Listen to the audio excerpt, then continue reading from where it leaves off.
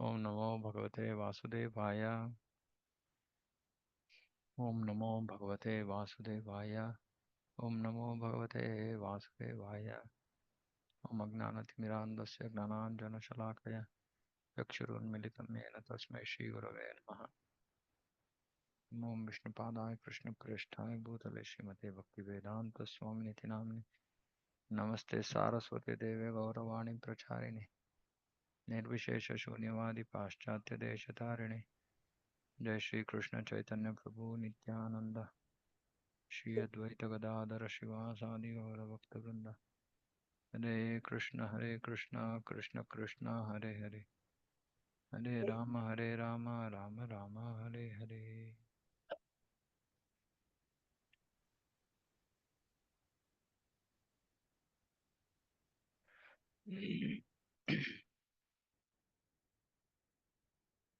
ಶ್ರೀ ಚೈತನ್ಯ ಚರಿತಾಮೃತ ಮಧ್ಯ ಲೀಲಾ ಅಧ್ಯಾಯ 12 ಗುಂಡಿಚ ದೇಗುಲದ ಮಾರ್ಜನ. ಹೀಗೆ ಪ್ರಭುಗಳು ಹಾಗೂ ಅವರ ಸಂಗಾತಿಗಳು ಗುಂಡೀಚ ದೇಗುಲದ ಶುದ್ಧೀಕರಣಕ್ಕಾಗಿ ಹೊರಟರು. ಮೊದಲಿಗೆ ಅವರೆಲ್ಲ ಹೊರಕೆ ಹಿಡಿದು ನೆಲವನ್ನು ಗುಡಿಸಿದರು. ಮೇಲ್ಛಾವಣಿಯೂ ಸೇರಿದಂತೆ ದೇವಸ್ಥಾನದ ಒಳ ಭಾಗವನ್ನೆಲ್ಲ ಪ್ರಭುಗಳು ಚೆನ್ನಾಗಿ ಗುಡಿಸಿದರು. ಚೈತನ್ಯ ಮಹಾಪ್ರಭುಗಳು ಸ್ವಯಂ ಮಾಡ್ತಾ ಇದ್ದಾರೆ. ಬಳಿಕ ಅವರು ಸಿಂಹಾಸನವನ್ನು ಹೊರಗೆತ್ತಿಕೊಂಡು ಶುಭ್ರ ಮಾಡಿ ಪುನಃ ಅದನ್ನು ಅದರ ಮೂಲ ಸ್ಥಾನದಲ್ಲಿ ಇರಿಸಿದರು. ಹೀಗೆ ಪ್ರಭುಗಳು ಹಾಗೂ ಅವರ ಸಂಗಡಿಗರು ದೇವಸ್ಥಾನಕ್ಕೆ ಸೇರಿದ ದೊಡ್ಡ ಸಣ್ಣ ಸ್ಥಳಗಳನ್ನೆಲ್ಲ ಗುಡಿಸಿ ನಿರ್ಮಲಗೊಳಿಸಿದರು. ಇದಾದ ತರುವಾಯ ದೇಗುಲಕ್ಕೂ ಸಂಕೀರ್ತನ ಸಭಾಂಗಣಕ್ಕೂ ನಡುವೆ ಇದ್ದ ಸ್ಥಳವನ್ನು ಗುಡಿಸಿ ಸ್ವಚ್ಛ ಮಾಡಿದರು. ದೇಗುಲಕ್ಕೂ ಸಂಕೀರ್ತನ ಸಭಾಂಗಣ. ದಿಟದಲ್ಲಿ 100 ಮಂದಿ ಭಕ್ತರು ದೇವಸ್ಥಾನದ ಎಲ್ಲೆಡೆಗಳನ್ನು ಗುಡಿಸುವ ಕಾರ್ಯದಲ್ಲಿ ಮಗ್ನರಾಗಿದ್ದರು. ಇತ್ತ ಸ್ವಯಂ ಶ್ರೀ ಚೈತನ್ಯ ಮಹಾಪ್ರಭುಗಳು ಶುದ್ಧೀಕರಣ ಮಾಡುತ್ತಿದ್ದ ಭಕ್ತರಿಗೆ ಎಲ್ಲೆಲ್ಲಿ ಏನೇನು ಮಾಡಬೇಕೆಂಬುದನ್ನು ಹೇಳಿಕೊಡುತ್ತಿದ್ದರು. ಚೈತನ್ಯ ಮಹಾಪ್ರಭುಗಳು ಯಾವ ರೀತಿ ಸ್ವಚ್ಛ ಮಾಡಬೇಕು, ಎಲ್ಲಿ ಮಾಡಬೇಕು, ಇದೆಲ್ಲ ತಾವೇ ಹೇಳ್ಕೊಡ್ತಾ ಇದ್ದಾರೆ. ಒಂದೇ ಸಮನೆ ಕೃಷ್ಣನ ಪವಿತ್ರ ನಾಮವನ್ನು ಜಪಿಸುತ್ತಾ ಚೈತನ್ಯ ಮಹಾಪ್ರಭುಗಳು ಗುಂಡೀಚಾ ದೇಗುಲವನ್ನು ಗುಡಿಸಿದರು. ಇದೇ ರೀತಿ ಪ್ರಭುಗಳ ಜೊತೆಗಾರರಾಗಿದ್ದ ಭಕ್ತರು ನಾಮ ಜಪ ಮಾಡುತ್ತಲೇ ತಮ್ಮ ತಮ್ಮ ಕೆಲಸಗಳಲ್ಲಿ ತನ್ಮಯರಾಗಿದ್ದರು. ಸೊ ಇದು ಬಹಳ ಮುಖ್ಯ. ನಾಮ ಜಪ ಮಾಡ್ತಾನೆ ಕೆಲಸ ಮಾಡಬೇಕು.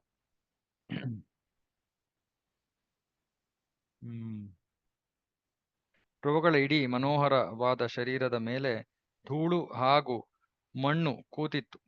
ಹೀಗಾಗಿ ಅವರ ಶರೀರಕ್ಕೊಂದು ದಿವ್ಯ ಕಳೆ ಪ್ರಾಪ್ತವಾಗಿತ್ತು.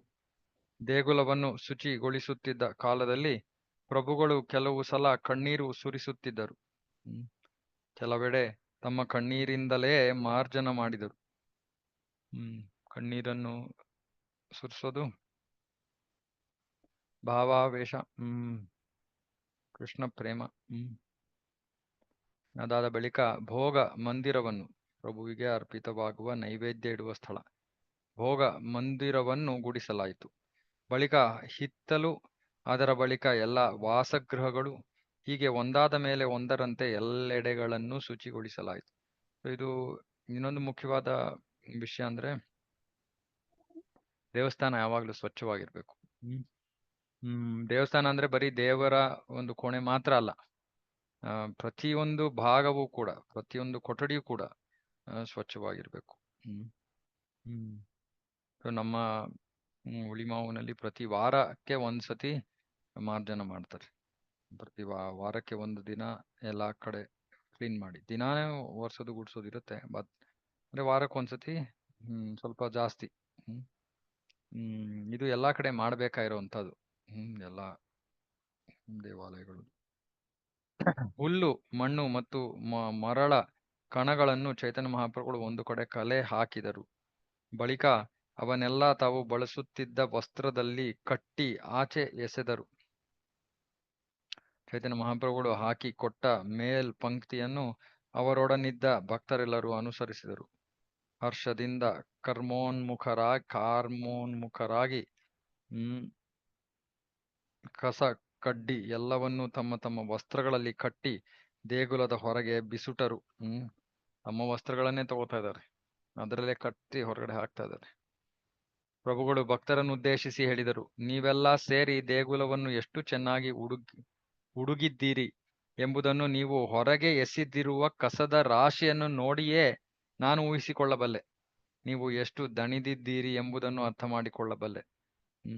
ಪ್ರತಿಯೊಬ್ರು ಕೂಡ ತಾವು ಸಂಗ್ರಹ ಮಾಡಿದ್ದ ಕಸವನ್ನ ಹೊರಗಡೆ ಹಾಕ್ತಾ ಇದ್ದಾರೆ. ಚೈತನ್ಯ ಮಹಾಪ್ರಭುಗಳು ಹೇಳ್ತಾರೆ, ನೀವು ಎಷ್ಟು ಶ್ರಮ ಪಟ್ಟಿದ್ದೀರಾ ಅನ್ನೋದು ನಿಮ್ಮ ಕಸದ ರಾಶಿಯಿಂದ ಗೊತ್ತಾಗತ್ತೆ.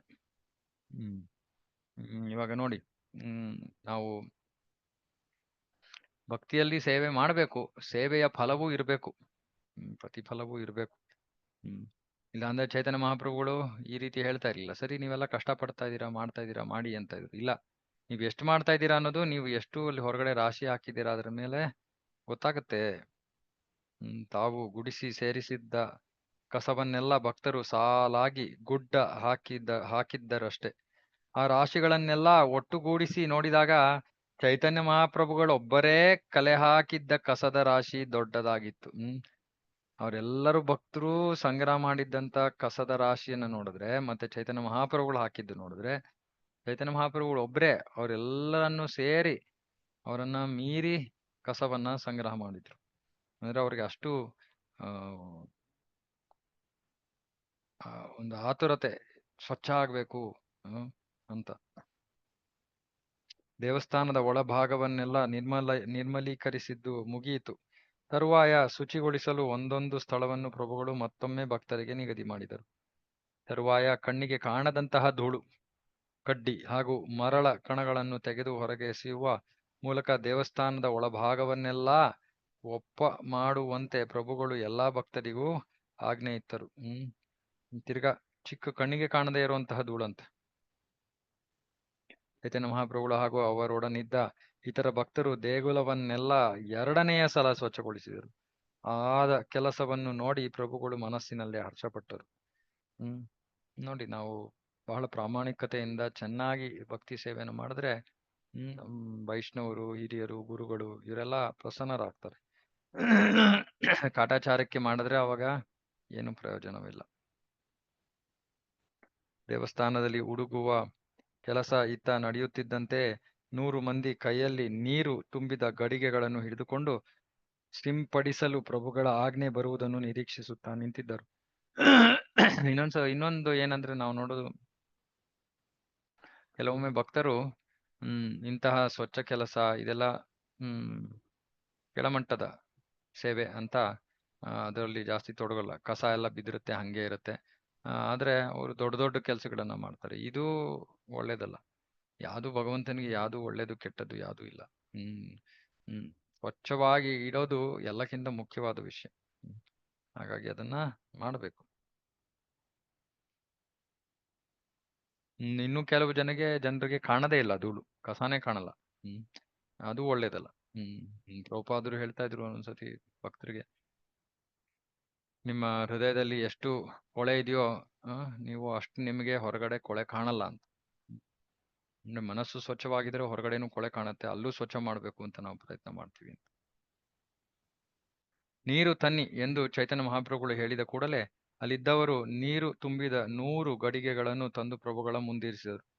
ಹೀಗೆ ಚೈತನ್ಯ ಮಹಾಪ್ರಭುಗಳು ಮೊದಲಿಗೆ ದೇವಸ್ಥಾನವನ್ನು ನೀರಿನಿಂದ ತೊಳೆದರು.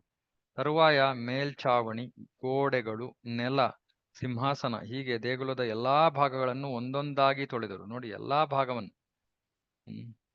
ಸ್ವಯಂ ಶ್ರೀ ಚೈತನ್ಯ ಮಹಾಪ್ರಭುಗಳು ಹಾಗೂ ಅವರ ಭಕ್ತರು ದೇಗುಲದ ಹೊರಗೆ ನೀರೆರಚಲು ಪ್ರಾರಂಭಿಸಿದರು. ಆ ನೀರೇ ಕೆಳಮುಖವಾಗಿ ಹರಿದು ಗೋಡೆಗಳು ಹಾಗೂ ನೆಲವನ್ನು ತೊಳೆಯಿತು. ತರುವಾಯ ಶ್ರೀ ಚೈತನ್ಯ ಮಹಾಪ್ರಭುಗಳು ತಾವೇ ಕೈಯಾರ ಪ್ರಭು ಜಗನ್ನಾಥನು ಆಸೀನನಾಗುವ ಸ್ಥಳವನ್ನು, ಸಿಂಹಾಸನವನ್ನ ಬೆಳಗಿದರು. ಇತ್ತ ಭಕ್ತರು ಪ್ರಭುಗಳಿಗೆ ನೀರು ತಂದು ಕೊಡುತ್ತಿದ್ದರು. ದೇವಸ್ಥಾನದಲ್ಲಿದ್ದ ಎಲ್ಲಾ ಭಕ್ತರು ಮಂದಿರವನ್ನು ಸಾರಿಸುವ ಕೆಲಸದಲ್ಲಿ ಭಾಗವಹಿಸಿದರು. ಪ್ರತಿಯೊಬ್ಬ ಭಕ್ತನ ಕೈಯಲ್ಲೂ ಒಂದು ಪೊರಕೆ ಇತ್ತು. ಹೀಗೆ ಅವರೆಲ್ಲರೂ ದೇಗುಲವನ್ನು ಬೆಳಗಿದರು. ಪ್ರತಿ ವರ್ಷ ಜಗನ್ನಾಥ ಯಾತ್ರೆಯ ಮುಂಚೆ, ಜಗನ್ನಾಥ ರಥಯಾತ್ರೆಯ ಮುಂಚೆ ಎಲ್ಲಾ ದೇವಸ್ಥಾನಗಳನ್ನು ಸ್ವಚ್ಛಗೊಳಿಸ್ತಾರೆ. ಈ ಮಂದಿರ ಮಾರ್ಜನವನ್ನ ಮಾಡ್ತಾರೆ. ಹಾಗಾಗಿ ಮುಂದಿನ ವರ್ಷದಿಂದ ಎಲ್ಲರೂ ದಯವಿಟ್ಟು ಇದರಲ್ಲಿ ಭಾಗವಹಿಸಿ. ಆಗ್ಲೇ ಭಾಗವಹಿಸ್ತಾ ಇದ್ರೆ ಸಂತೋಷ, ಇಲ್ಲ ಅಂದ್ರೆ ಈ ಮುಂದಿನ ಬರೋ ವರ್ಷದಿಂದಾದ್ರೂ ಮಾಡಿ. ಚೈತನ್ಯ ಮಹಾಪ್ರಭುಗಳ ಕೈಗೆ ಎರೆಯಲು ಒಬ್ಬರು ನೀರು ತಂದರು, ಇನ್ನೊಬ್ಬರು ಅವರ ಪಾದ ಕಮಲಗಳಿಗೆ ನೀರೆರೆದರು. ಚೈತನ್ಯ ಮಹಾಪ್ರಭುಗಳ ಪಾದ ಕಮಲಗಳಿಂದ ಹರಿದ ನೀರನ್ನು ಯಾರೋ ಒಬ್ಬರು ಮರೆಯಲ್ಲಿದ್ದುಕೊಂಡು ಪಾನ ಮಾಡಿದರು. ಇನ್ನೊಬ್ಬರು ಆ ನೀರನ್ನು ಬೇಡಿ ಪಡೆದರು. ಮತ್ತೊಬ್ಬರು ಆ ನೀರನ್ನು ಇನ್ನೊಬ್ಬರಿಗೆ ದಾನವಾಗಿ ಕೊಟ್ಟರು. ಕೊಠಡಿಯನ್ನು ಶುದ್ಧ ಮಾಡಿದ ಮೇಲೆ ಆ ನೀರನ್ನು ಒಂದು ನಳಿಕೆಯ ಮೂಲಕ ಹೊರಕ್ಕೆ ಬಿಡಲಾಯಿತು. ಆ ನೀರು ಹರಿದು ದೇವಸ್ಥಾನದ ಹೊರಾಂಗಣವನ್ನೆಲ್ಲ ತುಂಬಿಕೊಂಡಿತು. ಕೊಠಡಿಗಳನ್ನೆಲ್ಲ ಪ್ರಭು ಚೈತನ್ಯರು ತಮ್ಮದೇ ವಸ್ತ್ರಗಳಿಂದ ಒರೆಸಿದರು. ತಮ್ಮದೇ ಬಟ್ಟೆಗಳನ್ನು ಬಳಸಿ ಸಿಂಹಾಸನಕ್ಕೆ ಮೆರುಗು ಕೊಟ್ಟರು. ಏನು ಚೈತನ್ಯ ಮಹಾಪ್ರಭುಗಳ ಹತ್ರ ತುಂಬಾ ವಸ್ತ್ರಗಳಿರ್ತಾ ಇತ್ತಾ? ಇಲ್ಲ. ಆದ್ರೂ ಇದು ಸೇವೆಯ ಮನೋಭಾವ. ಹೀಗೆ 100 ಗಡಿಗೆಗಳ ನೀರಿನ ಸಹಾಯದಿಂದ ಎಲ್ಲ ಕೊಠಡಿಗಳನ್ನು ತೊಳೆದು ಬಳಿದದ್ದಾಯಿತು. ಈ ಕೆಲಸ ಆದ ಮೇಲೆ ಭಕ್ತರ ಮನಸ್ಸು ಬೆಳಗಲಾಗಿದ್ದ ಆ ಕೊಠಡಿಗಳಷ್ಟೇ ಪರಿಶುಭ್ರವಾಗಿದ್ದವು. ಇದು ಬಹಳ ಮುಖ್ಯ. ಎಷ್ಟು ನಾವು ಮಂದಿರ ಮಾರ್ಜನ ಮಾಡ್ತೀವೋ ಅಷ್ಟು ನಮ್ಮ ಹೃದಯ ಸ್ವಚ್ಛವಾಗುತ್ತೆ.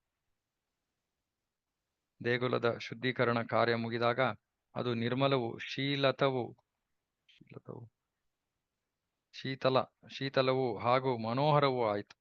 ಈ ಚೈತನ್ಯದ ಪರಿಶುದ್ಧ ಮನಸ್ಸನ್ನೇ ಹೊರಗಿರಿಸಲಾಗಿದೆಯೋ ಎಂಬಂತಿತ್ತು ಒಟ್ಟು ಚಿತ್ರ. ಚೈತನ್ಯ ಮಹಾಪ್ರಭುಗಳ ಮನಸ್ಸು ಆ ರೀತಿ ಶುಭ್ರ, ಶೀತಲ. ಸರೋವರದಿಂದ ನೀರು ಹೊತ್ತು ತರುವ ಕಾರ್ಯದಲ್ಲಿ 100 ಜನ ಮಗ್ನರಾಗಿದ್ದರಾಗಿ ನಿಂತುಕೊಳ್ಳಲು ಕೊಳದ ತಡಿಯಲ್ಲಿ ಸ್ಥಳವೇ ಇರಲಿಲ್ಲ. ಹೀಗಾಗಿ ಯಾರೋ ಒಬ್ಬರು ಬಾವಿಯಿಂದ ನೀರು ಸೇದಲಾರಂಭಿಸಿದರು. 100 ಭಕ್ತರು ಗಡಿಗೆಗಳಲ್ಲಿ ನೀರು ಹೊತ್ತು ತರುತ್ತಿದ್ದರು. ಇನ್ನೂ 100 ಜನ ಬರಿದಾದ ಗಡಿಗೆಗಳನ್ನು ಹಿಂದಕ್ಕೊಯ್ಯುತ್ತಿದ್ದರು. ಮತ್ತೆ ನೀರು ತುಂಬಿಸಿಕೊಂಡು ತರಲು ಹೊರಡುತ್ತಿದ್ದರು. ನಿತ್ಯಾನಂದ ಪ್ರಭು, ಅದ್ವೈತ ಆಚಾರ್ಯ, ಸ್ವರೂಪ ದಾಮೋದರ, ಬ್ರಹ್ಮಾನಂದ ಭಾರತಿ ಹಾಗೂ ಪರಮಾನಂದ ಪುರಿ ಇವರುಗಳ ಹೊರತು ಉಳಿದ ಎಲ್ಲರೂ ಗಡಿಗೆಗಳಲ್ಲಿ ನೀರು ತುಂಬಿಸಿ ತರುವ ಕಾರ್ಯದಲ್ಲಿ ನಿರತರಾಗಿದ್ದರು. ನೀರು ಹೊರುತ್ತಿದ್ದ ಜನರು ಒಬ್ಬರನ್ನೊಬ್ಬರು ಸೋಕಿಸಿಕೊಂಡಾಗ ಆದ ಘರ್ಷಣೆಯಿಂದಾಗಿ ಬಹಳಷ್ಟು ಗಡಿಗೆಗಳು ಒಡೆದು ಹೋದವು. 100 ಜನ ಹೋಗಿ ಮತ್ತೆ ಹೊಸ ಗಡಿಗೆಗಳನ್ನು ತರಬೇಕಾಯಿತು. ಕೆಲವರು ಗಡಿಗೆಗಳಲ್ಲಿ ನೀರು ತುಂಬಿಸಿಕೊಂಡು ತರುತ್ತಿದ್ದರು. ಮತ್ತೆ ಕೆಲವರು ಕೊಠಡಿಗಳನ್ನು ತೊಳೆದು ಸ್ವಚ್ಛ ಮಾಡುತ್ತಿದ್ದರು. ಆದರೆ ಎಲ್ಲರೂ ಹರಿ ಹಾಗೂ ಕೃಷ್ಣನ ಪವಿತ್ರ ನಾಮವನ್ನು ಜಪಿಸುತ್ತಿದ್ದರು. ಯಾವಾಗ್ಲೂ ಅಷ್ಟೇ ನಮ್ಮ ಬಾಯಿಂದ ಹರೇ ಕೃಷ್ಣ ಮಹಾಮಂತ್ರ ನಡೀತಾ ಇರಬೇಕು. ಇದೇ ಇಲ್ಲಿ 2ನೇ ಸತಿ ಕೇಳ್ತಾ ಇದೀವಿ. ಕೃಷ್ಣ ಕೃಷ್ಣ ಎಂದು ಜಪಿಸುತ್ತಾ ಒಬ್ಬ ಭಕ್ತನು ನೀರಿನ ಗಡಿಗೆಗಾಗಿ ಬೇಡಿಕೆ ಸಲ್ಲಿಸುವನು. ಹಾಗೆ ಕೃಷ್ಣ ಕೃಷ್ಣ ಎಂದು ಜಪಿಸುತ್ತಾ ಇನ್ನೊಬ್ಬ ಭಕ್ತನು ನೀರಿನ ಗಡಿಗೆಯನ್ನು ತಂದು ಒದಗಿಸುವನು. ಯಾರು ಏನನ್ನು ಮಾತನಾಡಬೇಕಾಗಿ ಬಂದರೂ ಕೃಷ್ಣನ ಪವಿತ್ರ ನಾಮವನ್ನು ಉಚ್ಚರಿಸಿ ಮಾತಿಗೆ ಮೊದಲಿಡುತ್ತಿದ್ದರು.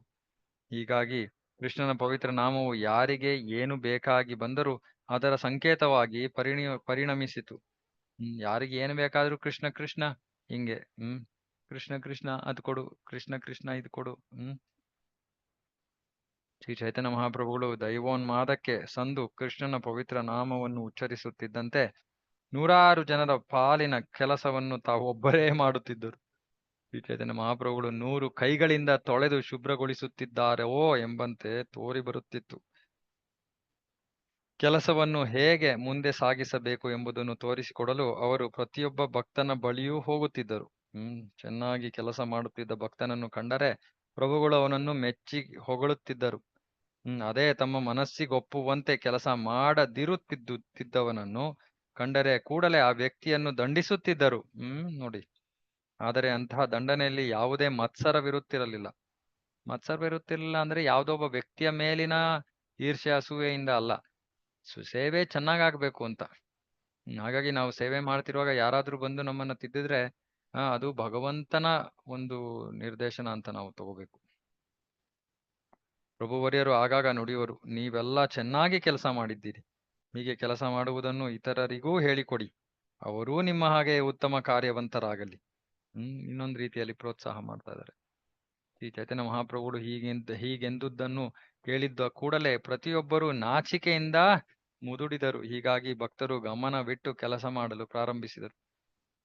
ಯಾರು ಚೆನ್ನಾಗಿ ಮಾಡ್ತಾ ಇರ್ಲಿಲ್ವೋ ಅವರು ಕೂಡ ಅಯ್ಯೋ ಇದೇನಿದು, ಅವ್ರಿಗೆ ಗೊತ್ತಾಗ್ತಾ ಇತ್ತು ನಾವು ಚೆನ್ನಾಗಿ ಮಾಡ್ತಾ ಇಲ್ಲ, ಚೆನ್ನಾಗಿ ಮಾಡ್ಬೇಕು ಅಂತ ಅವರು ಚೆನ್ನಾಗಿ ಮಾಡೋರು ಸೇವೆ.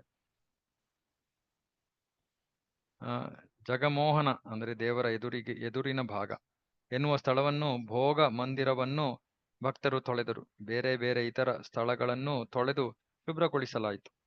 ಹೀಗೆ ಸಭಾಮಂಟಪವನ್ನು, ಉನ್ನತ ಪೀಠವೂ ಸೇರಿದಂತೆ ಇಡೀ ಹಜಾರವನ್ನು ಮತ್ತು ಅಡುಗೆ ಮನೆ ಮತ್ತಿತರ ಕೊಠಡಿಗಳನ್ನು ತೊಳೆಯಲಾಯಿತು.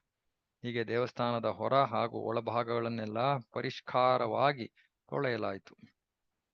ಎಲ್ಲಾ ಸ್ಥಳಗಳನ್ನು ಪರಿಷ್ಕಾರವಾಗಿ ತೊಳೆದಿದ್ದಾಯಿತು. ಇದಾದ ಬಳಿಕ ಸನ್ಮತಿಯೂ ಸರಳನೂ ಆದ ಬಂಗಾಳದ ವೈಷ್ಣವನೊಬ್ಬನು ಬಂದು ಒಂದು ಗಡಿಗೆ ನೀರನ್ನು ಪ್ರಭುಗಳ ಪಾದಗಳ ಮೇಲೆ ಹುಯ್ದನು. ಆ ಗೌಡಿಯ ವೈಷ್ಣವನು ಪ್ರಭುಗಳ ಕಾಲು ತೊಳೆದು ನೀರನ್ನು ಕುಡಿದನು. ಅದನ್ನು ನೋಡಿ ಪ್ರಭುಗಳು ಸ್ವಲ್ಪ ಅಸಹನೆ ತೋರಿಸಿದರು, ಬಾಹ್ಯವಾಗಿ ಸಿಟ್ಟನ್ನು ತೋರ್ಪಡಿಸಿದರು. ಆ ಗೌಡಿಯ ವೈಷ್ಣವನ ಬಗೆಗೆ ಪ್ರಭುಗಳು ನಿಶ್ಚಯವಾಗಿ ಪ್ರಸನ್ನತೆ ತೋರಿದರು. ಧರ್ಮತತ್ವಗಳ ಪಾಲನೆ ಸರಿಯಾಗಿ ಆಗಬೇಕೆಂಬ ಉದ್ದೇಶದಿಂದ ತೋರಿಕೆಗೆ ಸಿಟ್ಟನ್ನು ಪ್ರದರ್ಶಿಸಿದರು. ಯಾಕೆಂದ್ರೆ ಅಲ್ಲಿ ದೇವಸ್ಥಾನದೊಳಗಡೆ ಭಕ್ತರ ಪಾದಗಳಿಂದ ಬರ್ತಾ ಇರೋ ನೀರು ಕುಡಿಬಾರದು ಅನ್ನೋದನ್ನ ತೋರಿಸೋದಕ್ಕೆ.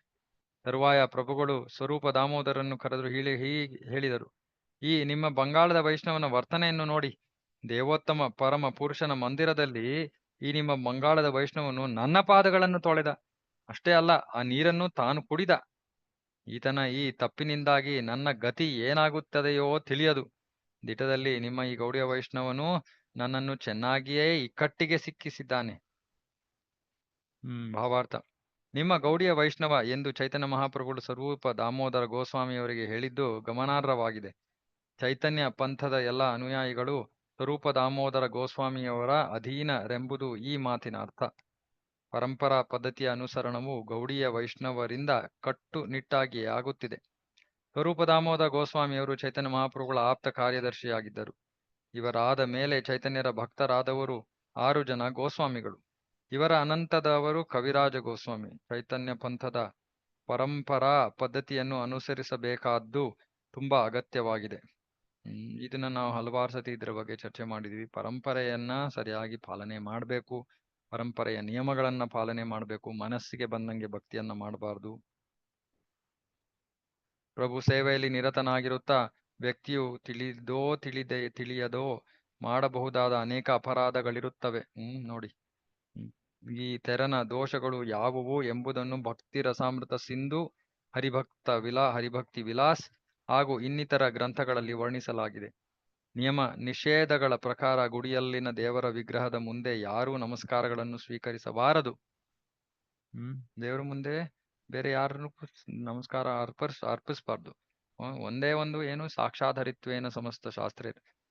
ಗುರುಗಳು ಅಥವಾ ಯಾವ್ದಾದ್ರು ವೈಷ್ಣವರನ್ನ ನಾವು ಸಾಕ್ಷಾತ್ ಹರಿ ಆಗಿ ಪರಿಗಣಿಸ್ತಾ ಇದ್ರೆ ಅವರಿಗೆ ಮಾತ್ರ ನಾವು ದೇಗುಲದೊಳಗೆ ನಮಸ್ಕಾರ ಮಾಡಬಹುದು. ಅಂದ್ರೆ ಯಾವಾಗ ಭಗವಂತನ ದರ್ಶನ ತೆರೆದಿದ್ಯೋ ಅವಾಗ. ಮುಚ್ಚಿದ್ರೆ ಪರವಾಗಿಲ್ಲ, ತೆರೆದಿದ್ದಾಗ. ಹಾಗೆ ಮಾಡಿದಲ್ಲಿ ಅದು ಅಪರಾಧವಾಗುತ್ತದೆ. ಭಕ್ತನು ದೇವರ ವಿಗ್ರಹದ ಮುಂದೆ ಗುರುವಿನ ಪಾದ ಸ್ಪರ್ಶ ಮಾಡಬಾರದು. ಇದನ್ನು ಅಪರಾಧವೆಂದೇ ಪರಿಗಣಿಸಲಾಗುತ್ತದೆ. ಸ್ವಯಂ ಚೈತನ್ಯ ಮಹಾಪ್ರಭುಗಳೇ ದೇವೋತ್ತಮ ಪರಮ ಪುರುಷ. ಆದ್ದರಿಂದ ಗುಂಡಿಚ ದೇಗುಲದಲ್ಲಿ ಅವರ ಪಾದ ಪದ್ಮಗಳನ್ನು ತೊಳೆಯಲಾದದ್ದು ಅಪರಾಧವೇನಾಗಿರಲಿಲ್ಲ. ಆದರೂ ಆ ಹೊತ್ತಿನಲ್ಲಿ ಚೈತನ್ಯರು ಆಚಾರ್ಯರಾಗಿ ಕಾರ್ಯ ನಿರ್ವಹಿಸುತ್ತಿದ್ದುದರಿಂದ ತಾವೊಬ್ಬ ಸಾಮಾನ್ಯ ಮನುಷ್ಯನೆಂದೇ ಪ್ರಭುಗಳು ಬಗೆದರು. ಸಾಮಾನ್ಯ ಜನರಿಗೆ ಉಪದೇಶ ನೀಡುವುದು ಕೂಡ ಅವರ ಉದ್ದೇಶವಾಗಿತ್ತು. ಎಲ್ಲ ಮಾತಿನ ಮುಖ್ಯ ತತ್ವ ಇಷ್ಟು: ವ್ಯಕ್ತಿಯು ಗುರುವಿನ ಪಾತ್ರ ವಹಿಸಿ ಕಾರ್ಯನಿರ್ವಹಿಸಿದರೂ ಆತ ದೇವರ ಮುಂದೆ ನಿಂತು ನಮಸ್ಕಾರಗಳನ್ನು ಸ್ವೀಕರಿಸುವುದಾಗಲಿ ತನ್ನ ಪಾದಗಳನ್ನು ತೊಳೆಯಲು ಶಿಷ್ಯರಿಗೆ ಅಪ್ಪಣೆ ಕೊಡುವುದನ್ನಾಗಲಿ ಮಾಡಬಾರದು. ಇದು ಶಿಷ್ಟಾಚಾರಕ್ಕೆ ಸಂಬಂಧಿಸಿದ ವಿಷಯ. ದೇಗುಲವನ್ನ ಮುಚ್ಚಿರ್ಬೇಕು, ಕರ್ಟನ್ ಕ್ಲೋಸ್ ಆಗಿರ್ಬೇಕು, ಗುರುಗಳ ಒಂದು ಪಾದಗಳನ್ನ ತೊಳಿತಾ ಇದ್ರೆ ಇತ್ಯಾದಿ. ಈ ಘಟ್ಟದಲ್ಲಿ ಸ್ವರೂಪ ದಾಮೋದರ ಗೋಸ್ವಾಮಿಯವರು ಆ ಗೌಡಿಯ ವೈಷ್ಣವನ ಕುತ್ತಿಗೆಗೆ ಕೈ ಹಾಕಿ ಹಿಡಿದು ಮುಂದಕ್ಕೆ ದಬ್ಬುತ್ತಾ ಗುಂಡೀಚಾಪುರಿ ದೇವಸ್ಥಾನದ ಹೊರಗೆಸೆದರು. ಅವನು ಹೊರಗೆ ಇರುವಂತೆ ಮಾಡಿದರು. ದೇಗುಲದೊಳಕ್ಕೆ ಮರಳಿ ಬಂದ ಸ್ವರೂಪ ದಾಮೋದರರು ಆ ಮುಗ್ಧ ಗೌಡಿಯ ವೈಷ್ಣವನ ತಪ್ಪನ್ನು ಕ್ಷಮಿಸಬೇಕೆಂದು ಶ್ರೀ ಚೈತನ್ಯ ಮಹಾಪ್ರಭುಗಳಲ್ಲಿ ಭಿನ್ನವಿಸಿಕೊಂಡರು. ಈ ಪ್ರಸಂಗವಾದ ಮೇಲೆ ಚೈತನ್ಯ ಮಹಾಪ್ರಭುಗಳು ಸಂತೋಷ ಚಿತ್ತರಾದರು. ಬಳಿಕ ಭಕ್ತರೆಲ್ಲರೂ ಎರಡು ಸಾಲು ಮಾಡಿಕೊಂಡು ತಮ್ಮ ಇಬ್ಬದಿಗಳಲ್ಲಿ ಕುಳಿತುಕೊಳ್ಳುವಂತೆ ಹೇಳಿದರು. ಬಳಿಕ ಪ್ರಭುವರ್ಯರು ಮಧ್ಯದಲ್ಲಿ ಕುಳಿತು ಅಲ್ಲಿ ಬಿದ್ದಿದ್ದ ಹುಲ್ಲುಕಡ್ಡಿ, ಮರಳ ಕಣ ಹಾಗೂ ಕಸವನ್ನು ಹೆಕ್ಕಿ ತೆಗೆಯಲು ಪ್ರಾರಂಭಿಸಿದರು. ಕಸ ಕಡ್ಡಿಯನ್ನು ಹೆಕ್ಕುವ ಕಾರ್ಯ ಮಾಡುತ್ತಲೇ ಚೈತನ್ಯ ಮಹಾಪ್ರಭುಗಳು ಹೇಳಿದರು, ನಿಮ್ಮಲ್ಲಿ ಪ್ರತಿಯೊಬ್ಬರೂ ಸಂಗ್ರಹಿಸಿರುವ ಕಸವನ್ನು ನಾನು ಒಂದು ಕಡೆ ರಾಶಿ ಹಾಕುತ್ತೇನೆ. ಯಾರು ಇತರ ಎಲ್ಲರಿಗಿಂತ ಅತಿ ಕಡಿಮೆ ಪ್ರಮಾಣದ ಕಸ ಸಂಗ್ರಹಿಸಿರುವರೋ ಅವರಿಂದ ಹೋಳಿಗೆ ಹಾಗೂ ಪರಮಾನ್ನವನ್ನು ದಂಡದ ರೂಪದಲ್ಲಿ ಕೇಳುತ್ತೇನೆ. ಇದು ಚೆನ್ನಾಗಿ ಕೆಲಸ ಮಾಡೋದಕ್ಕೆ ಪ್ರೇರಣೆ ನೀಡೋದಕ್ಕೆ. ಹೀಗೆ ಈ ತರ ದಂಡ ಕೊಡಬೇಕು ಅಂದ್ರೆ ಜನರು ಕೆಲಸ ಮಾಡೋದೇ ಇಲ್ಲ. ಯಾಕಂದ್ರೆ ಚೈತನ್ಯ ಮಹಾಪ್ರಭುಗಳಿಗೆ ಹೋಳಿಗೆ ಕೊಡೋ ಅವಕಾಶ ಸಿಗುತ್ತೆ ಅಂತ. ಹೀಗೆ ಗುಂಡಿಚಾ ದೇಗುಲದ ಎಲ್ಲಾ ವಠಾರಗಳನ್ನು ಸಂಪೂರ್ಣವಾಗಿ ಶುದ್ಧೀಕರಿಸಲಾಯಿತು. ಅಲ್ಲಿದ್ದ ಕಸವನ್ನೆಲ್ಲ ಎತ್ತಿ ಹೊರಹಾಕಲಾಯಿತು. ದೇಗುಲದೊಳಗಿನ ಸಕಲ ಗೃಹಗಳು ತಣ್ಣಗೆ ಒಂದು ಚುಕ್ಕೆಯೂ ಇಲ್ಲದ ಹಾಗೆ ಆದವು. ನೋಡಿ, ವ್ಯಕ್ತಿಯೊಬ್ಬನ ಪರಿಶುದ್ಧ ಶಾಂತ ಮನಸ್ಸಿನಂತೆಯೇ ಆ ಕೊಠಡಿಗಳಿದ್ದವು.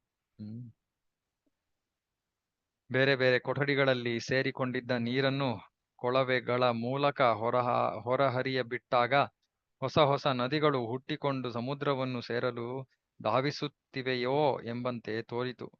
ದೇಗುಲದ ಮಹದ್ವಾರದ ಹೊರಗಿನ ಸಕಲ ರಸ್ತೆಗಳನ್ನು ಕೂಡ ಶುಚಿಗೊಳಿಸಲಾಯಿತು. ಇದು ಹೇಗಾಯಿತೆಂಬುದನ್ನು ಯಾರೂ ವರ್ಣಿಸಲಾರರು.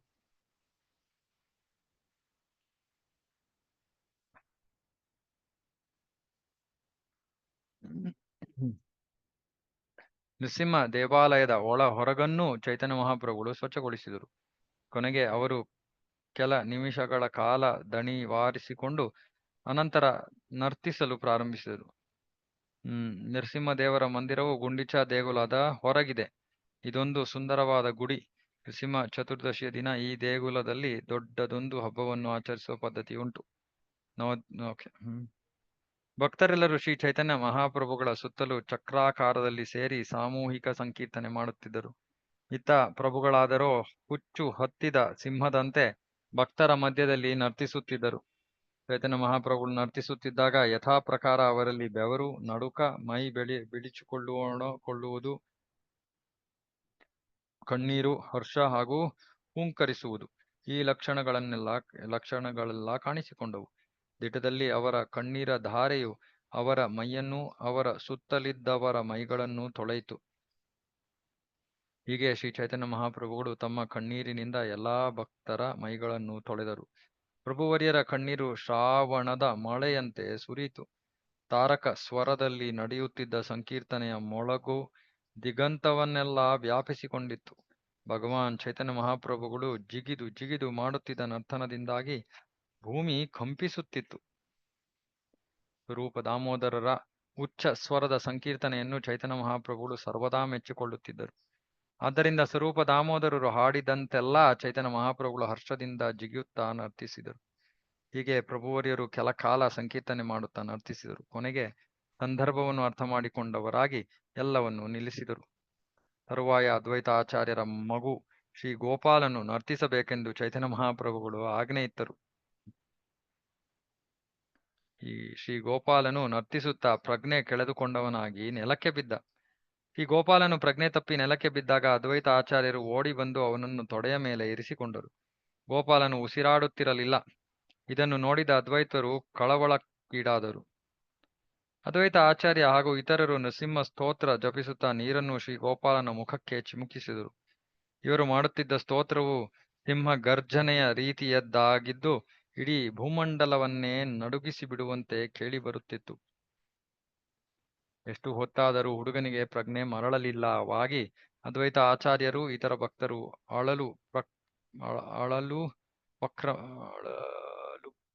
ಉಪಕ್ರಮಿಸಿದರು. ಆಗ ಶ್ರೀ ಚೈತನ್ಯ ಮಹಾಪ್ರಭುಗಳು ತಮ್ಮ ಹಸ್ತವನ್ನು ಶ್ರೀ ಗೋಪಾಲನ ಎದೆಯ ಮೇಲಿರಿಸಿ ಎದ್ದು ನಿಲ್ಲು ಗೋಪಾಲ ಎಂದು ಏರಿದ ಸ್ವರದಲ್ಲಿ ಹೇಳಿದರು. ಚೈತನ್ಯ ಮಹಾಪ್ರಭುಗಳ ಮಾತು ಕಿವಿಗೆ ಬಿದ್ದೊಡನೆ ಶ್ರೀ ಗೋಪಾಲನಿಗೆ ಮೂರ್ಛೆ ತಿಳಿಯಿತು. ಆಗ ಭಕ್ತರೆಲ್ಲರೂ ಹರಿಯ ಪವಿತ್ರ ನಾಮವನ್ನು ಜಪಿಸುತ್ತಾ ನರ್ತಿಸಲು ಪ್ರಾರಂಭಿಸಿದರು. ಈ ಪ್ರಸಂಗವನ್ನು ವೃಂದಾವನ ದಾಸ ಠಾಕೂರರು ದೀರ್ಘವಾಗಿ ವರ್ಣಿಸಿದ್ದಾರೆ.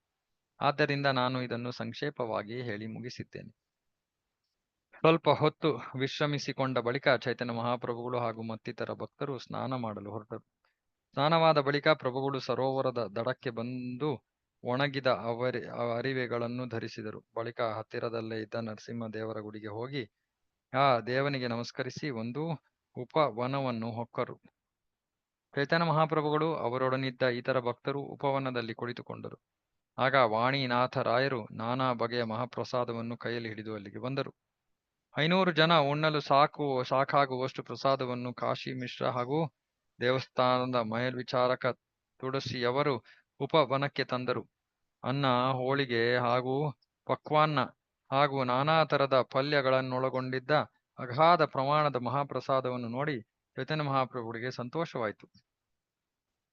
ಯಾಕೆ ಸಂತೋಷ ಆಯಿತು? ಎಲ್ಲಾ ಭಕ್ತರು ಚೆನ್ನಾಗಿ ಪ್ರಸಾದವನ್ನು ಸ್ವೀಕಾರ ಮಾಡಬಹುದಲ್ಲ ಅಂತ. ಪರಮಾನಂದ ಪುರಿ, ಬ್ರಹ್ಮಾನಂದ ಭಾರತಿ, ಅದ್ವೈತ ಆಚಾರ್ಯ ಹಾಗೂ ನಿತ್ಯಾನಂದ ಪ್ರಭುಗಳು ಅಂದು ಚೈತನ್ಯ ಮಹಾಪ್ರಭುಗಳ ಜೊತೆಯಲ್ಲಿದ್ದರು. ಆಚಾರ್ಯ ರತ್ನ, ಚಂದ್ರಶೇಖರ, ಆಚಾರ್ಯ ನಿಧಿ, ಶ್ರೀವಾಸ ಠಾಕುರ, ಗದಾಧರ ಪಂಡಿತ, ಶಂಕರ, ನಂದನಾಚಾರ್ಯ, ರಾಘವ ಪಂಡಿತ ಹಾಗೂ ವಕ್ರೇಶ್ವರ ಈ ಮಹನೀಯರು ಕೂಡ ಆ ಹೊತ್ತು ಪ್ರಭುಗಳ ಭಕ್ತ ಗಣದಲ್ಲಿದ್ದರು. ಪ್ರಭುವರ್ಯರ ಅಪ್ಪಣೆ ಪಡೆದು ಸಾರ್ವಭೌಮ ಭಟ್ಟಾಚಾರ್ಯರು ಕುಳಿತುಕೊಂಡರು. ಚೈತನ್ಯ ಮಹಾಪ್ರಭು ಹಾಗೂ ಅವರ ಭಕ್ತರೆಲ್ಲರೂ ಎತ್ತರದ ವೇದಿಕೆಗಳಲ್ಲಿ ಆಸೀನರಾದರು. ಹೀಗೆ ಒಬ್ಬರ ಹಿಂದೆ ಒಬ್ಬರಂತೆ ಒಂದು ಕ್ರಮದಲ್ಲಿ ಸಾಲು ಹಿಡಿದು ಭಕ್ತರೆಲ್ಲರೂ ಭೋಜನ ಮಾಡಲು ಕುಳಿತರು.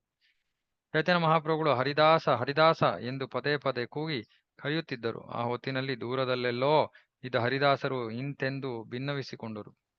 ಹರಿದಾಸ ಠಾಕೂರರು ನುಡಿದರು, ಚೈತನ್ಯ ಮಹಾಪ್ರಭುಗಳು ಅವರ ಭಕ್ತರೊಡನೆ ಭೋಜನಕ್ಕೆ ಕುಳಿತುಕೊಳ್ಳಲಿ. ನಾನು ತುಂಬಾ ಹೇಯ ವ್ಯಕ್ತಿಯಾದ್ದರಿಂದ ನಿಮ್ಮ ಸಾಲಿನಲ್ಲಿ ಕುಳಿತುಕೊಳ್ಳಲು ನಾನು ಯೋಗ್ಯನಲ್ಲ. ನಾನು ಬಾಗಿಲ ಹೊರಗಿರುತ್ತೇನೆ. ಗೋವಿಂದನು ಅಲ್ಲಿಗೆ ಪ್ರಸಾದ ತಂದು ನನಗೆ ಕೊಡುತ್ತಾನೆ. ಹರಿದಾಸರ ಮನಸ್ಸನ್ನು ಅರ್ಥ ಮಾಡಿಕೊಂಡ ಚೈತನ್ಯ ಮಹಾಪ್ರಭು ಮತ್ತೆ ಅವರನ್ನು ಕರೆಯಲಿಲ್ಲ. ಸ್ವರೂಪ ದಾಮೋದರ ಗೋಸ್ವಾಮಿ, ಜಗದಾನಂದ, ದಾಮೋದರ ಪಂಡಿತ, ಕಾಶೀಶ್ವರ, ಗೋಪಿನಾಥ, ವಾಣಿನಾಥ ಹಾಗೂ ಶಂಕರ ಇವರೆಲ್ಲ ಪ್ರಸಾದ ವಿತರಣೆ ಮಾಡಿದರು. ಇಂಥ ಭಕ್ತರು ಮಧ್ಯೆ ಮಧ್ಯೆ ಭಗವಂತನ ಪವಿತ್ರ ನಾಮಗಳನ್ನು ಸಂಕೀರ್ತಿಸಿದರು. ಭಗವಾನ್ ಶ್ರೀಕೃಷ್ಣನು ಪೂರ್ವದಲ್ಲಿ ಅರಣ್ಯ ಭೋಜನ ಮಾಡಿದ್ದನು. ಆ ಲೀಲೆಯನ್ನು ಚೈತನ್ಯ ಮಹಾಪ್ರಭುಗಳು ಈಗ ಸ್ಮರಣೆಗೆ ತಂದುಕೊಂಡರು. ಭಗವಾನ್ ಶ್ರೀಕೃಷ್ಣನ ಲೀಲೆಗಳನ್ನು ಸ್ಮರಣೆ ಮಾಡಿದ ಮಾತ್ರಕ್ಕೆ ಶ್ರೀ ಚೈತನ್ಯ ಮಹಾಪ್ರಭುಗಳು ದೈವೋನ್ಮಾದದಿಂದ ಕ್ಷೋಭೆಗೊಳಗಾದರು. ಆದರೆ ಆಗ ಅವರಿದ್ದ ಕಾಲ ಹಾಗೂ ಸಂದರ್ಭವನ್ನು ಗಮನಕ್ಕೆ ತಂದುಕೊಂಡು ಅವರು ಸ್ವಲ್ಪ ಮಟ್ಟಿಗೆ ಸಮಾಧಾನ ತಂದುಕೊಂಡರು. ನಾವಿಂಥ ಲೀಲೆಗಳನ್ನ ಬೇಕಾದ ಸತಿ ಕೇಳಿರ್ತೀವಿ. ಆದರೆ ನಮ್ಮಲ್ಲಿ ಯಾವ ಭಾವನೆಗಳು ಜಾಗೃತವಾಗೋದಿಲ್ಲ. ಅದೇ ಚೈತನ್ಯ ಮಹಾಪ್ರಭುಗಳು ಸುಮ್ಮನೆ ಅದನ್ನ ಕೇಳಿದ್ರೆ ದೈವೋನ್ಮಾದದಿಂದ ಶೋಭೆಗೊಳಗಾಗ್ತಾ ಇದ್ರು. ಚೈತನ್ಯ ಮಹಾಪ್ರಭುಗಳು ನುಡಿದರು, ಸಾಮಾನ್ಯ ತರಕಾರಿಯಿಂದ ಮಾಡಿದ ಲಾಘ್ರ ವ್ಯಂಜನ ಎನ್ನುವ ಪದಾರ್ಥವನ್ನು ನನಗೆ ನೀಡಿ. ಅಷ್ಟು ಸಾಕು. ಹೋಳಿಗೆ, ಪಕ್ವಾನ್ನ ಹಾಗೂ ಅಮೃತ ಗುಟ್ಟಿಕದಂತಹ ಉತ್ತಮ ತರದ ಖಾದ್ಯ ಪದಾರ್ಥಗಳನ್ನು ಭಕ್ತರೆಲ್ಲರಿಗೂ ನೀಡಿ. ಚೈತನ್ಯ ಮಹಾಪ್ರಭುಗಳು ಸರ್ವಜ್ಞರಾಗಿದ್ದುದರಿಂದ ಯಾರು ಯಾರಿಗೆ ಯಾವ ಯಾವ ಖಾದ್ಯ ಪದಾರ್ಥ ಇಷ್ಟ ಎನ್ನುವುದನ್ನು ಬಲ್ಲವರಾಗಿದ್ದರು. ಆದ್ದರಿಂದ ಪ್ರತಿ ಭಕ್ತನಿಗೆ ಮೆಚ್ಚುಗೆಯಾಗುವಂತೆ ಪದಾರ್ಥವನ್ನು ಸ್ವರೂಪ ದಾಮೋದರರು ಯಥೇಚ್ಛವಾಗಿ ಬಡಿಸುವಂತೆ ಪ್ರಭುಗಳು ನೋಡಿಕೊಂಡರು. ಜಗದಾನಂದರು ಪ್ರಸಾದ ಬಡಿಸಲು ಹೊರಟರು. ಆಕಸ್ಮಿಕವಾಗಿ ಅವರು ಉನ್ನತ ತೆರದ ಪದಾರ್ಥಗಳೆಲ್ಲವನ್ನು ಚೈತನ್ಯ ಮಹಾಪ್ರಭುಗಳ ತಾಟಿಗೆ ಬಡಿಸಿಬಿಟ್ಟರು. ಇಂತಹ ಭಕ್ಷ್ಯಗಳನ್ನು ಚೈತನ್ಯ ಮಹಾಪ್ರಭುಗಳ ತಾಟಿಗೆ ಬಡಿಸಲಾದಾಗ ಪ್ರಭುವರ್ಯರು ಹೊರನೋಟಕ್ಕೆ ಕೋಪವನ್ನು ವ್ಯಕ್ತಪಡಿಸಿದರು. ಏನೇ ಇರಲಿ, ಅಂತಹ ರುಚಿಕಟ್ಟಾದ ಪದಾರ್ಥಗಳನ್ನು ಕೆಲವು ಸಲ ಉಪಾಯವಾಗಿ ಮತ್ತೆ ಕೆಲವು ಸಲ ಬಲವಂತವಾಗಿ ಅವರಿಗೆ ಬಡಿಸಲಾದಾಗ ಪ್ರಭುವರ್ಯರಿಗೆ ಸಂತೋಷವಾಗುತ್ತಿತ್ತು. ಹೀಗೆ ಬಡಿಸಲಾದಾಗ ಚೈತನ್ಯ ಮಹಾಪ್ರಭುಗಳು ಆ ಪದಾರ್ಥವನ್ನು ಕುತೂಹಲದಿಂದ ನೋಡುವರು. ಆದರೆ ಜಗದಾನಂದರ ಭಯದಿಂದಾಗಿ ಕೊನೆಗೆ ಸ್ವಲ್ಪವನ್ನಷ್ಟೇ ಉಂಡರು. ಜಗದಾನಂದರು ನೀಡಿದ ಪ್ರಸಾದವನ್ನು ತಾವು ಉಣ್ಣಲೇಬೇಕೆಂಬುದು ಚೈತನ್ಯ ಮಹಾಪ್ರಭುಗಳಿಗೆ ತಿಳಿದಿತ್ತು. ಹಾಗೊಮ್ಮೆ ಉಣ್ಣದಿದ್ದಲ್ಲಿ ಜಗದಾನಂದರು ಉಪವಾಸ ಮಾಡುವುದು ನಿಶ್ಚಯ. ಇದಕ್ಕಾಗಿ ಭಯಪಟ್ಟು ಜಗದಾನಂದರು ನೀಡಿದ ಪ್ರಸಾದದಲ್ಲಿ ಒಂದಷ್ಟನ್ನು ಪ್ರಭುವರ್ಯರು ಸ್ವೀಕರಿಸಿದರು. ತರುವಾಯ ಸ್ವರೂಪ ದಾಮೋದರ ಗೋಸ್ವಾಮಿಯವರು ಉನ್ನತ ದರ್ಜೆಯ ಸಿಹಿ ತಿಂಡಿಗಳನ್ನು ತಂದು ಪ್ರಭುವರ್ಯರ ಮುಂದೆ ನಿಂತು ಅವುಗಳನ್ನು ಅವರಿಗೆ ಅರ್ಪಿಸಿದರು. ಸ್ವರೂಪ ದಾಮೋದರರು ನುಡಿದರು, ಈ ಮಹಾಪ್ರಸಾದವನ್ನು ಸ್ವಲ್ಪ ರುಚಿ ನೋಡಿ. ಹಾಗೆ ಇದನ್ನು ಭಗವಾನ್ ಜಗನ್ನಾಥನು ಹೇಗೆ ಸ್ವೀಕರಿಸಿದನೋ ಅದನ್ನು ನೋಡಿ. ಹೀಗೆಂದ ಬಳಿಕ ಸ್ವರೂಪ ದಾಮೋದರರು ಒಂದು ಖಾದ್ಯ ಪದಾರ್ಥವನ್ನು ಪ್ರಭುಗಳ ಮುಂದಿರಿಸಿದರು. ದಾಮೋದರರ ಸ್ನೇಹಕ್ಕೆ ಮಣಿದು ಪ್ರಭುಗಳು ಆ ಪದಾರ್ಥವನ್ನು ಉಂಡರು. ಹೀಗೆ ಸ್ವರೂಪ ದಾಮೋದರ ಹಾಗೂ ಜಗದಾನಂದರು ಪ್ರಭುಗಳಿಗೆ ಮೇಲಿಂದ ಮೇಲೆ ಭಕ್ಷ್ಯ ಭೋಜ್ಯಗಳನ್ನು ಒತ್ತಾಯದಿಂದ ಬಡಿಸುತ್ತಿದ್ದರು. ಅವರಿಬ್ಬರೂ ಪ್ರಭುಗಳ ವಿಷಯಕ್ಕೆ ನಡೆದುಕೊಂಡ ರೀತಿ ವಾತ್ಸಲ್ಯ ಪೂರ್ಣವಾಗಿತ್ತು. ಅವರ ಅಂದಿನ ನಡೆ ಅಸಾಧಾರಣವಾದದ್ದು. ಸಾರ್ವಭೌಮ ಭಟ್ಟಾಚಾರ್ಯನು ಪ್ರಭುವರಿಯರು ತಮ್ಮ ಎಡಭಾಗದಲ್ಲಿ ಕುಳ್ಳಿರಿಸಿಕೊಂಡರು. ಸ್ವರೂಪ ದಾಮೋದರ ಹಾಗೂ ಜಗದಾನಂದರ ನಡೆ ನುಡಿಗಳನ್ನು ನೋಡುತ್ತಾ ಸಾರ್ವಭೌಮರು ಮುಗುಳ್ನಕ್ಕರು. ಉತ್ತಮ ದರ್ಜೆಯ ತಿನಿಸುಗಳನ್ನು ಸಾರ್ವಭೌಮ ಭಟ್ಟಾಚಾರ್ಯರಿಗೆ ಅರ್ಪಿಸುವ ಆಸೆ ಚೈತನ್ಯ ಮಹಾಪ್ರಭುಗಳಿಗೂ ಇದ್ದಿತು. ಹಾಗಾಗಿ ಮೊದಲ ದರ್ಜೆಯ ಶಾಖ ಪಾಕಗಳನ್ನು ಆಚಾರ್ಯರಿಗೆ ಮೇಲಿಂದ ಮೇಲೆ ಬಡಿಸುವಂತೆ ಪ್ರಭುಗಳು ಬಡಿಸುವವರಿಗೆ ತಾಕೀತು ಮಾಡುತ್ತಿದ್ದರು. ಗೋಪಿನಾಥ ಆಚಾರ್ಯರು ಕೂಡ ಉತ್ತಮ ಶ್ರೇಣಿಯ ತಿನಿಸುಗಳನ್ನು ತಂದು ಸವಿ ನುಡಿಗಳನ್ನಾಡುತ್ತಾ ಅವುಗಳನ್ನು ಸಾರ್ವಭೌಮ ಭಟ್ಟಾಚಾರ್ಯರಿಗೆ ಅರ್ಪಿಸಿದರು. ಉತ್ತಮ ಬಗೆಯ ಪ್ರಸಾದವನ್ನು ಭಟ್ಟಾಚಾರ್ಯರಿಗೆ ಉಣಬಡಿಸಿದ್ದಾದ ಮೇಲೆ ಗೋಪಿನಾಥ ಆಚಾರ್ಯರೆಂದರು, ಈ ನಮ್ಮ ಭಟ್ಟಾಚಾರ್ಯರ ಹಿಂದಿನ ಲೌಕಿಕ ನಡಾವಳಿಯಲ್ಲಿ ಅವರು ಈಗ ಅನುಭವಿಸುತ್ತಿರುವ ಪಾರಮಾರ್ಥಿಕ ಆನಂದವೆಲ್ಲಿ? ಹಾಗೆ ಸ್ವಲ್ಪ ವಿಚಾರ ಮಾಡಿ ನೋಡಿ. ಮುಂಚೆ ಅವರು ಮಾಯವಾದಿಗಳಾಗಿದ್ರು, ಈಗ ಭಕ್ತರಾಗಿದ್ರು. ಸಾರ್ವಭೌಮ ಭಟ್ಟಾಚಾರ್ಯರು ನುಡಿದರು, ನಾನು ಒಬ್ಬ ಬುದ್ಧಿ ಸಾಲದ ತರ್ಕ ಪಂಡಿತನಾಗಿದ್ದೆ. ಆದರೆ ನೀವು ತೋರಿದ ಈ ಅನುಗ್ರಹದಿಂದಾಗಿ ಸಿದ್ಧಿ ಎಂಬ ಈ ಐಶ್ವರ್ಯವನ್ನು ಪಡೆಯುವ ಹಾಗಾಯಿತು. ಪ್ರಭುಗಳಿಗಿಂತ ದಯಾಮಯರಾದವರು ಬೇರೆ ಯಾರಿದ್ದಾರೆ? ಅವರು ಕಾಗೆಯನ್ನು ಗರುಡ ಪಕ್ಷಿಯನ್ನಾಗಿ ಪರಿವರ್ತಿಸಿದರು. ಇವರಂತಹ ಕರುಣಾಮಯಿ ಯಾರಿದ್ದಾರು? ತರ್ಕಶಾಸ್ತ್ರ ಪಾರಂಗತರೆಂಬ ನರಿಗಳ ಸಮೂಹದಲ್ಲಿದ್ದುಕೊಂಡು ನಾನು ಬೌ ಬೌ ಎಂದು ಊಳಿಡುತ್ತಿದ್ದೆ. ಈಗಲಾದರೋ ಅದೇ ಬಾಯಲ್ಲಿ ನಾನು ಪ್ರಭುವಿನ ಪವಿತ್ರ ನಾಮಗಳಾದ ಹರಿ ಕೃಷ್ಣ ಎನ್ನುವುಗಳನ್ನು ಜಪಿಸುತ್ತಿರುತ್ತೇನೆ. ಒಂದು ಕಾಲದಲ್ಲಿ ನಾನು ತರ್ಕಶಾಸ್ತ್ರಾಭ್ಯಾಸಿಗಳ ತಂಡದಲ್ಲಿದ್ದೆ. ಅವರೆಲ್ಲರೂ ಭಕ್ತರಲ್ಲದವರೇ. ಈಗಲಾದರೂ ನಾನು ಭಕ್ತರ ಸಂಘವೆಂಬ ಅಮೃತದ ಕಡಲಿನ ಅಲೆಗಳ ಮೇಲೆ ವಿಹರಿಸುತ್ತಿದ್ದೇನೆ. ನೋಡಿ, ಭಕ್ತರ ಸಂಘವೆಂಬ ಅಮೃತದ ಕಡಲಿನ ಅಲೆಗಳ ಮೇಲೆ ವಿಹರಿಸುತ್ತಿದ್ದೇನೆ. ಸಾರ್ವಭೌಮ ಭಟ್ಟಾಚಾರ್ಯರನ್ನು ಉದ್ದೇಶಿಸಿ ಚೈತನ್ಯ ಮಹಾಪ್ರಭುಗಳು ನುಡಿದರು, ನಿಮ್ಮ ಪೂರ್ವದ ಜನ್ಮದಿಂದಲೇ ನೀವು ಕೃಷ್ಣ ಪ್ರಜ್ಞೆಯಲ್ಲಿ ಸ್ಥಿತರಾಗಿದ್ದೀರಿ. ಕೃಷ್ಣನಲ್ಲಿ ನೀವಿರಿಸಿಕೊಂಡಿರುವ ಪ್ರೇಮ ಎಷ್ಟು ಹಿರಿದಾದುದೆಂದರೆ ಸುಮ್ಮನೆ ನಿಮ್ಮ ಸಂಘದಲ್ಲಿರುವಷ್ಟರಿಂದಲೇ ನಾವೆಲ್ಲರೂ ಕೃಷ್ಣ ಪ್ರಜ್ಞೆಯನ್ನು ಬೆಳೆಸಿಕೊಳ್ಳುತ್ತಿದ್ದೇವೆ. ಹೀಗೆ ಭಕ್ತರ ಹಿರಿಮೆಯನ್ನು ವರ್ಧಿಸಬಲ್ಲವರು ಹಾಗೂ ಅವರನ್ನು ಸಂತೋಷ ಪಡಿಸಬಲ್ಲವರು ಚೈತನ್ಯ ಮಹಾಪ್ರಭುಗಳೊಬ್ಬರೇ. ಅವರ ಹೊರತು ಇನ್ನೊಬ್ಬರು ಮೂರು ಲೋಕಗಳಲ್ಲಿಯೂ ಇಲ್ಲ. ತರುವಾಯ ಚೈತನ್ಯ ಮಹಾಪ್ರಭುಗಳು ಜಗನ್ನಾಥನಿಗೆ ನಿವೇದಿತವಾಗಿದ್ದ ಹೋಳಿಗೆ ಪಕ್ವಾನ್ನವನ್ನು ಭಕ್ತರೆಲ್ಲರಿಗೂ ಹಂಚಿದರು. ಒಬ್ಬೊಬ್ಬ ಭಕ್ತನನ್ನು ಪ್ರತ್ಯೇಕವಾಗಿ ಕರೆದು ಪ್ರಸಾದ ನೀಡುವ ಕ್ರಮದಲ್ಲಿ ಈ ಹಂಚಿಕೆ ನಡೆಯಿತು. ಅದ್ವೈತ ಆಚಾರ್ಯ ಹಾಗೂ ನಿತ್ಯಾನಂದ ಪ್ರಭುಗಳು ಅಕ್ಕಪಕ್ಕಗಳಲ್ಲಿ ಕುಳಿತುಕೊಂಡರು. ಇತ್ತ ಪ್ರಸಾದ ವಿತರಣೆ ನಡೆಯುತ್ತಿದ್ದಂತೆಯೇ ಈ ಇಬ್ಬರು ವಿನೋದದ ಮಾತಿನ ಗುದ್ದಾಟದಲ್ಲಿ ತೊಡಗಿದರು. ಅದ್ವೈತಾಚಾರ್ಯರು, ನಿತ್ಯಾನಂದ ಪ್ರಭುಗಳು ಮಾತಿಗೆ ಮೊದಲಿಡುತ್ತಾ ಅದ್ವೈತಾಚಾರ್ಯರೆಂದರು, ಅನಾಮಧೇಯ ಭಿಕ್ಷು ಒಬ್ಬನ ಸಾಲಿನಲ್ಲಿ ನಾನು ಕುಳಿತಿದ್ದೇನೆ. ಅನಾಮಧೇಯ ಭಿಕ್ಷು ನಿತ್ಯಾನಂದ ಪ್ರಭುಗಳನ್ನು ಉದ್ದೇಶಿಸಿ ಹೇಳ್ತಾ ಇರೋದು. ಅವನ ಪಂಕ್ತಿಯಲ್ಲಿ ಕೂತು ಉಣ್ಣುತ್ತಿರುವುದರಿಂದ ನನಗೆ ಯಾವ ಗತಿ ಕಾದಿದೆಯೋ ತಿಳಿಯದು. ಹಾಸ್ಯದ ಒಂದು ಮಾತು. ವಿನೋದದ ಗುದ್ದಾಟ, ಮಾತಿನ ಗುದ್ದಾಟ. ಚೈತನ್ಯ ಮಹಾಪ್ರಭುಗಳು ಈಗ ಸನ್ಯಾಸ ಜೀವನ ನಡೆಸುತ್ತಿದ್ದಾರೆ. ಈ ಕಾರಣ ಅವರು ಯಾವುದರಲ್ಲೂ ಭೇದವೆಣಿಸುವುದಿಲ್ಲ. ದಿಟದಲ್ಲಿ ಸನ್ಯಾಸಿಯು ಯಾರಲ್ಲೇ ಉಣ್ಣಲಿ, ಎಲ್ಲೇ ಉಣ್ಣಲಿ, ಅದರಿಂದ ಅವನು ಬಾಧಿತನಾಗುವುದಿಲ್ಲ. ಸನ್ಯಾಸಿಯು ಇತರರ ಮನೆಯಲ್ಲಿ ಭೋಜನ ಸ್ವೀಕರಿಸಿದರೆ ಅದೇನೂ ದೋಷವಲ್ಲ. ಇದು ಶಾಸ್ತ್ರ ವಾಕ್ಯ. ಆದರೆ ಗೃಹಸ್ಥ ಬ್ರಾಹ್ಮಣನು ಈ ರೀತಿಯಲ್ಲಿ ಉಣ್ಣುವುದು ದೋಷ. ಯಾರ ಪೂರ್ವ ಚರಿತ್ರೆ, ಕುಲ, ಆಚಾರ, ಶೀಲ ಇವು ಯಾವುವು ತಿಳಿಯವೋ ಅಂತಹ ಗೃಹಸ್ಥನ ಮನೆಯಲ್ಲಿ ಭೋಜನ ಸ್ವೀಕರಿಸುವುದು ಅಯುಕ್ತ. ಶ್ರೀಲ ನಿತ್ಯಾನಂದ ಪ್ರಭುಗಳು ಆ ಕೂಡಲೇ ಅದ್ವೈತ ಆಚಾರ್ಯರ ಮಾತನ್ನು ಅಲ್ಲಗಳೆಯುತ್ತಾ ನುಡಿದರು, ನೀವು ಅದ್ವೈತ ಸಿದ್ಧಾಂತದ ಬೋಧಕರು. ಈ ಅದ್ವೈತ ಮತವಾದರೋ ಪ್ರಗತಿಶೀಲವೂ ಪರಿಶುದ್ಧವೂ ಆದ ಭಕ್ತಿ ಸೇವೆಗೆ ತುಂಬಾ ಅಡಚಣೆ ಒಡ್ಡುತ್ತದೆ. ನಿಮ್ಮ ನಿರಾಕಾರ ಅದ್ವೈತ ಸಿದ್ಧಾಂತಕ್ಕೆ ಒಲಿದ ವ್ಯಕ್ತಿಯು ಏಕಮೇವ ಬ್ರಹ್ಮನ್ ನ ಹೊರತಾಗಿ ಬೇರೊಂದನ್ನೂ ಒಪ್ಪಿಕೊಳ್ಳುವುದಿಲ್ಲ. ಇನ್ನು ಬೈತಾ ಇದ್ದಾರೆ. ನಿತ್ಯಾನಂದ ಪ್ರಭುಗಳು ಮಾತನ್ನು ಮುಂದುವರಿಸಿದರು, ನೀವು ಪರಮ ಅದ್ವೈತಿ. ಈಗ ನಾನು ನಿಮ್ಮ ಪಂಕ್ತಿಯಲ್ಲಿ ಕುಳಿತು ಭೋಜನ ಮಾಡುತ್ತಿದ್ದೇನೆ. ಇದರಿಂದಾಗಿ ನನ್ನ ಮನಸ್ಸು ಹೇಗೆ ತಿರುಗುತ್ತದೋ ನನಗೆ ತಿಳಿಯದು. ಹೀಗೆ ಒಬ್ಬರನ್ನೊಬ್ಬರು ಪ್ರಶಂಸಿಸುತ್ತಾ ಅವರಿಬ್ಬರು ಮಾತನಾಡುತ್ತಲೇ ಇದ್ದರು. ಆದರೆ ಇಬ್ಬರು ಆಡುತ್ತಿದ್ದ ಹೊಗಳಿಕೆಯ ಮಾತುಗಳಲ್ಲಿ ನಕಾರಾತ್ಮಕ ಧ್ವನಿಯೇ ಪ್ರಧಾನವಾಗಿದ್ದಿತು. ಸಲ್ಲದ ಅವಾಚ್ಯ ಶಬ್ದಗಳಲ್ಲಿ ಒಬ್ಬರನ್ನು ಇನ್ನೊಬ್ಬರು ನಿಂದಿಸುತ್ತಿದ್ದರೇನೋ ಎನ್ನುವ ಹಾಗಿತ್ತು ಅವರ ಮಾತಿನ ಧಾಟಿ. ಬಳಿಕ ಸಕಲ ವೈಷ್ಣವರನ್ನು ಹೆಸರು ಹಿಡಿದು ಕರೆಯುತ್ತಾ ಚೈತನ್ಯ ಮಹಾಪ್ರಭುಗಳು ಅಮೃತವನ್ನು ಸಿಂಪಡಿಸುತ್ತಿರುವರೋ ಎಂಬಂತೆ ಮಹಾಪ್ರಸಾದವನ್ನು ಹಂಚಿದರು.